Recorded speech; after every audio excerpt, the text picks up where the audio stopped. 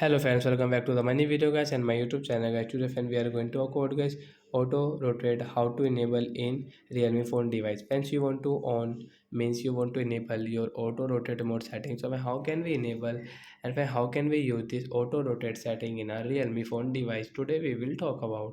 So without waste time guys, we will turn on our phone setting to enable auto rotate mode setting. After on phone setting guys, you can see this type of setting in your Realme phone device.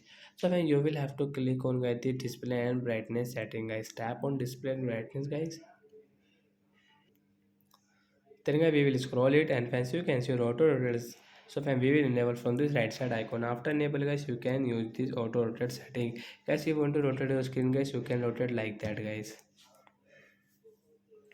And you can use it guys.